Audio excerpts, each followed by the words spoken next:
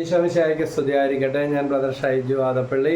എല്ലാവർക്കും ഒരു നല്ല ദിവസം ആശംസിക്കുകയാണ്. പ്രഭാഷകൻ 1:1 സർവജ്ഞാനവും കർത്താവിൽ നിന്ന് വരുന്നു, അത് എന്നേക്കും അവിടുത്തോട് കൂടിയാണ്. അപ്പോൾ ഒരു ചെറിയ സംഭവം ഓർക്കുകയാണ്. ഒരാൾ ട്രെയിനിൽ യാത്ര ചെയ്തുകൊണ്ടിരിക്കുകയാണ്. പെട്ടെന്ന് ടിക്കറ്റ് എക്സാമിനർ TT അയാളെ സമീപിക്കുകയാണ്. ടിക്കറ്റ് ചോദിക്കുകയാണ്. എല്ലാവരും ടിക്കറ്റ് ഇങ്ങനെ പരിശോധിച്ചുകൊണ്ടിരിക്കുന്നത് ഇയാളുടെ അടുത്ത് വന്നു. അപ്പോൾ ഇയാൾ ടിക്കറ്റ് തപ്പിക്കൊണ്ട് പോക്കറ്റിൽ കൈയിടാനും അന്വേഷിക്കാനും തുടങ്ങി. എല്ലാ പാൻസിലും അതുപോലെ ഷർട്ടിലൊക്കെ നോക്കിയെങ്കിലും ടിക്കറ്റ് കിട്ടുന്നില്ല.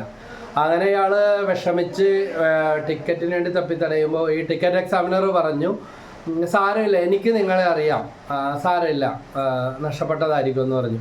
പക്ഷേ ഇയാൾ വീണ്ടും പോക്കറ്റിലൊക്കെ കൈയിട്ട് ടിക്കറ്റ് തപ്പിത്തടഞ്ഞുകൊണ്ടിരിക്കുകയാണ്.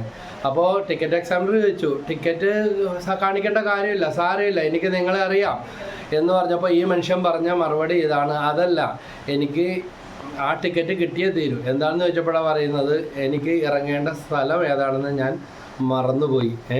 ആ ടിക്കറ്റ് നോക്കിയാലേ അതിൽ എഴുതിയിരിക്കുന്നത് നോക്കി എനിക്ക് എവിടെ ഇറങ്ങണമെന്ന് അറിയാനായിട്ട് സാധിക്കത്തുള്ളൂ എന്ന്. ഈ മനുഷ്യൻ ആരാണെന്നറിയാമോ? ആൽബർട്ട് ഐൻസ്റ്റീൻ എന്ന് പറഞ്ഞ മഹാനായ ലോകം കണ്ട ഒരു വലിയ ശാസ്ത്രജ്ഞനാണ്. ഈ ടിക്കറ്റ് കാണാതെ പോയിട്ട് മറവി, അതായത് എവിടെ ഇറങ്ങണമെന്ന് ടിക്കറ്റ് നോക്കിയാലേ എനിക്ക് അറിയാൻ പാടുള്ളൂ എന്ന് പറഞ്ഞ ആ മനുഷ്യൻ. അപ്പോൾ നമ്മൾ എത്ര വലിയവരായാലും നമ്മളിലെല്ലാം തന്നെ പല നിസ്സാരതകളുണ്ട്. അപ്പോൾ നമ്മളതെല്ലാം തിരിച്ചറിയണം. ദൈവത്തിൽ നിന്ന് വരുന്ന ജ്ഞാനമാണ് ഓരോ നിമിഷവും എന്നെയും നിങ്ങളെയും വഴി നടത്തുന്നത്. നമുക്ക് എന്തെല്ലാം കഴിവുകളും മികവുകളും ഉണ്ടായാലും അതെല്ലാം വലിയ ദൈവാനുഗ്രഹമാണ്.